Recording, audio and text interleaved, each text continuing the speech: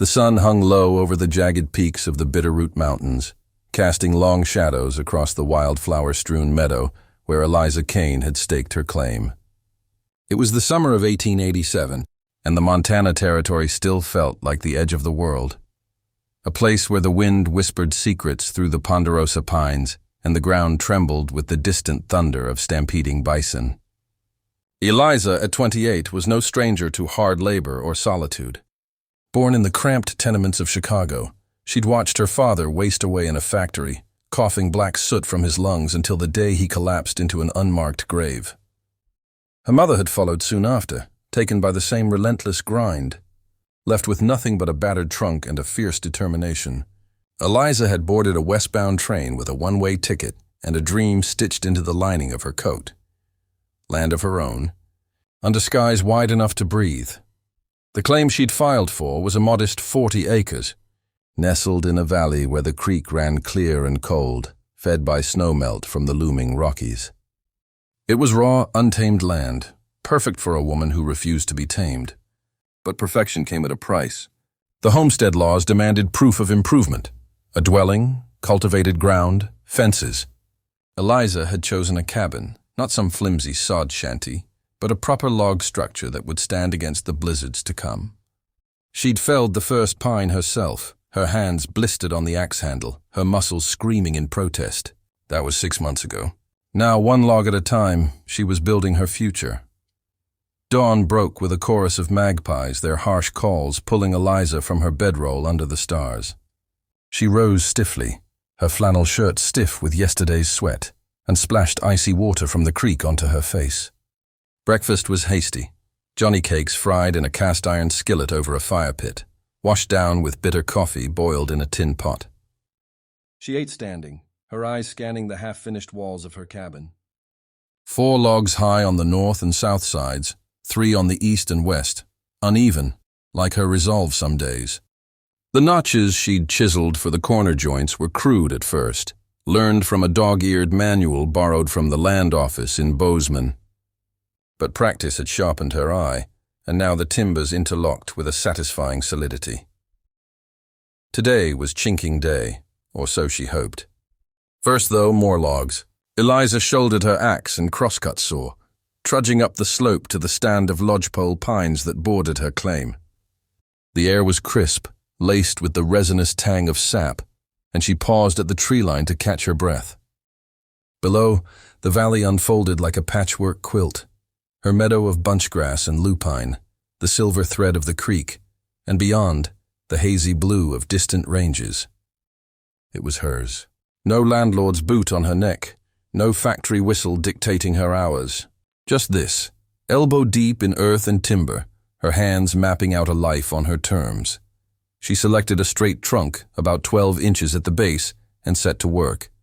The axe bit deep with each swing, chips flying like golden confetti. Sweat beaded on her forehead, trickling into her eyes, but she didn't stop. Rhythm was everything out here. Lose it, and the wilderness won.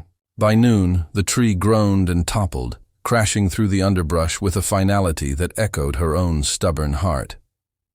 Limbs stripped, bark peeled with a draw knife, the log was ready. Dragging it downhill took the better part of an hour, her boots slipping in the pine needle duff, muscles burning like fire. At the cabin site, she rolled it into place atop the east wall, securing it with wooden pegs hammered through pre-drilled holes. Steady now, she muttered to herself, aligning the notch. The log settled with a thud, and Eliza stepped back, wiping her brow.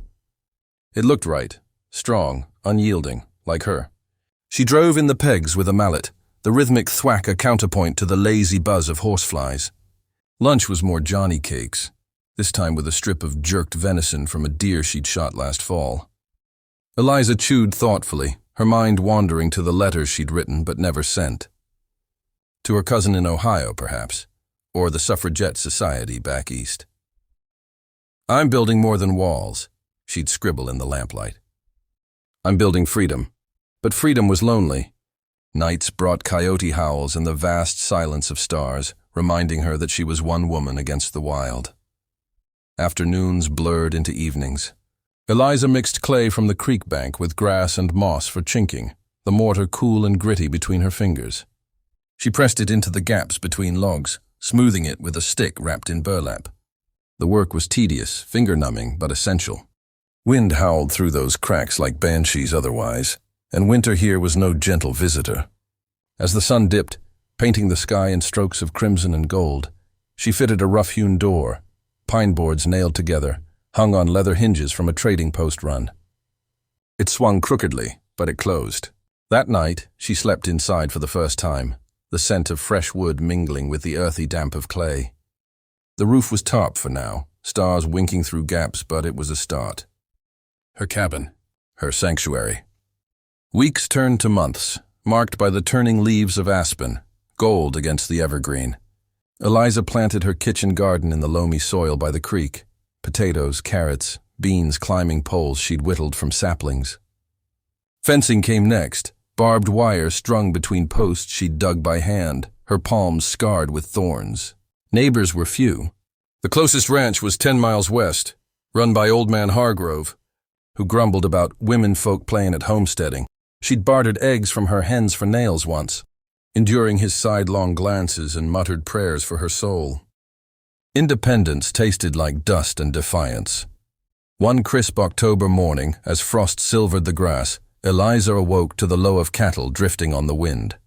She stepped out, rifle slung over her shoulder, habit in bear country, and scanned the horizon. Dust rose from the south, a lone rider approaching at a trot. Her pulse quickened. Visitors were rare, rustlers rarer, but she'd heard tales. She waited by the door, hand on the latch, until the figure resolved. A man on a bay gelding, broad-shouldered in a weathered duster, hat pulled low. He reined in 20 paces off, tipping his hat with a gloved hand. Mid-30s, she guessed, with a jaw like carved granite, and eyes the color of storm clouds. "Mornin', ma'am," he drawled, voice low and gravelly, like river stones tumbling. "Name's Jack Harlan. Ride this range for the Double H," Hargrove spread. "Saw your smoke from the ridge. Thought I'd see if you need a hand with that roof before the snow flies." Eliza straightened, chin lifting. "I manage, Mr. Harlan, but thanks for the thought." She eyed his horse, a fine animal with the look of good breeding and the coiled lariat at his saddle. Rancher, then, not a drifter. He dismounted slow, like he had all the time in the world, tethering the gelding to a pine stump. Up close, he smelled of leather and sagebrush, with a day's stubble shadowing his cheeks. "Call me Jack, and managing ain't the same as masterin'. That tarp won't hold against a Chinook." He nodded at the cabin, his gaze lingering, not prying, but appraising. Like he saw the sweat in every notch, the grit in every chink. She bristled, but there was no mockery in his tone. "Just fact. I've notched every log myself. It'll hold."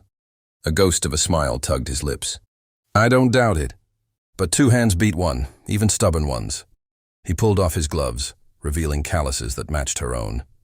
"Won't take but a day. Then I'm gone." Eliza hesitated. Pride warred with practicality. The roof beams she'd felled weighted, too heavy for solo lifting. And truth be told, the silence had grown heavier lately, pressing like an uninvited guest. "Fine, one day. But I pay fair, eggs or venison if you've a mind." "Deal." He shrugged off his duster, rolling up his sleeves to reveal forearms corded with muscle. They set to work without more words, a rhythm establishing quick. She passed tools, he hefted rafters. Jack moved with economy, no wasted motion, his saw strokes precise as a surgeon's. By midday the frame was up, pine poles lashed with rawhide. They broke for beans heated over her fire, eaten from tin plates. Conversation was sparse. Weather, the creek's fish run, Hargrove's bad leg. He asked about her claim. She gave short answers, volunteering nothing of Chicago or the grave that drove her west.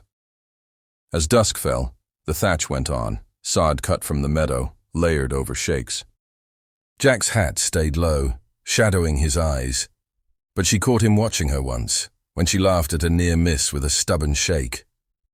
His own laugh was rare, a rumble like distant thunder, but it warmed the chill air. They finished by firelight, the cabin now crowned, snug against the encroaching dark. "Woman's work mostly," Jack said, coiling rope. "Men just get in the way." Eliza snorted, wiping mud from her hands. "Then why'd you come?" He paused, grey eyes meeting hers steady. Saw the smoke. Wondered who was stubborn enough to build alone. A beat. Need a partner? Jack Harlan didn't leave at dawn as she'd half expected. The sky cracked open with rain instead, fat drops drumming the new roof like impatient fingers. He saddled up anyway, but paused at the door, water sheeting off his hat brim. Storm will pass by noon. I'll ride back with supplies. Canvas for the floor if you don't mind the debt. Eliza, nursing coffee gone cold, met his gaze. I mind debts, Jack, but canvas beats mud. Settle it with labor. His nod was curt, sealing it. He was gone in a spray of mud, the bay's hooves churning the meadow to slurry. Alone again, Eliza felt the cabin's walls close in, not oppressively, but intimately, as if the logs whispered of possibilities she'd buried under layers of self-reliance. Partner. The word echoed, stirring ghosts. In Chicago, partnership meant marriage, a yoke to drag a woman down. Here, it could mean alliance, shared fences, bartered harvests, watches against wolves. Or more. She shook it off, grabbing her hoe for the garden. Weeds didn't care for what-ifs. The rain eased by midday, leaving the air scrubbed clean, the creek swollen and roaring.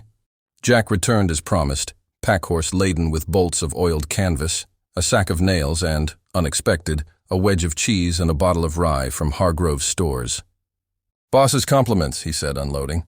Says a lady homestead is good for land values. Keeps the nesters honest. Eliza arched a brow, slicing cheese with her knife. Hargrove thinks I'm a nester? 40 acres cleared says otherwise. Jack chuckled, low and genuine this time, spreading canvas on the dirt floor. He thinks every soul west of the divide's a nester till proven otherwise. Me? I see different. Their eyes locked over the blade of her knife, a spark jumping like flint on steel. She looked away first, busying herself with rye poured into tin cups. They worked through the afternoon, stretching canvas taut, staking it down, fashioning a simple bed frame from spare poles. Talk flowed easier now, barriers eroding like creek banks in flood. Jack spoke of his own patch, a quarter section leased from Hargrove, where he broke broncs and ran a small herd of longhorns. Orphaned young, he'd drifted from Texas, chasing horizons until Montana's grip held. Land here's got roots, he said, hammering a peg. Deep ones. Pulls you in, makes you stay. Eliza shared fragments, the factory's clangor, her father's tales of frontier kin who'd vanished west. Thought I'd find them here, or make my own, the rye loosened tongues. By evening, stories spilled like the creek, his first roundup gone wrong, her narrow escape from a grizzly sow. Laughter came unbidden, warming the cabin more than the fire. Night fell heavy, stars veiled by clouds. Jack made to roll his bedroll by the door. Rye's talking louder than sense, but Eliza stopped him. Storm's brewing again. Floor's dry now. Share the roof you helped raise. It was practicality, she told herself. Nothing more. He hesitated, then nodded, banking the fire low. They lay feet apart, the canvas crackling under shifts, the air thick with unspoken. Sleep evaded her. She listened to his breathing even out, steady as a metronome. Moonlight slanted through the window slit, silvering his profile. Strong nose, faint scar along the jaw from some old bronc. Partner. What did it cost out here? Trust? Vulnerability? Her body hummed with awareness. The cabin suddenly too small for solitude. Morning brought blue skies and a bite in the air, winter's herald. Jack rose early, frying bacon in her skillet.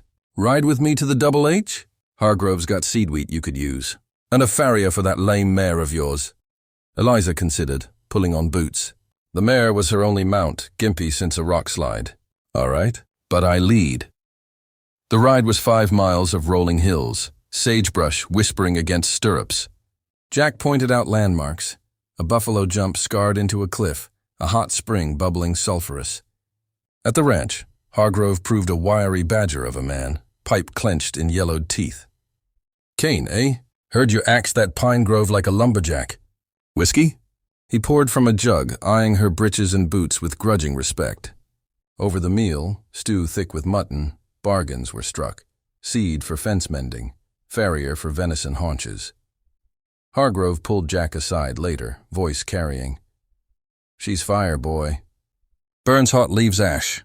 You partnerin' or playin'?" Jack's reply was lost to wind, but Eliza felt heat rise in her cheeks.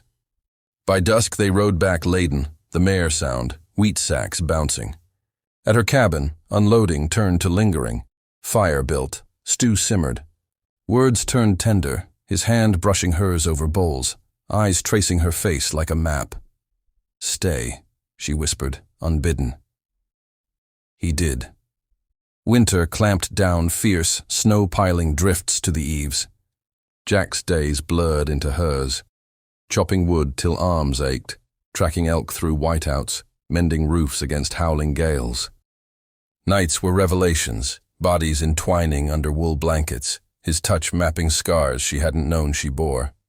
Partnership deepened, shared watches, whispered plans for spring calving, a joint claim filed under the law's loophole for companions. Hargrove grumbled, but loaned tools. Word spread of the silent rancher who'd found his match in the lone builder.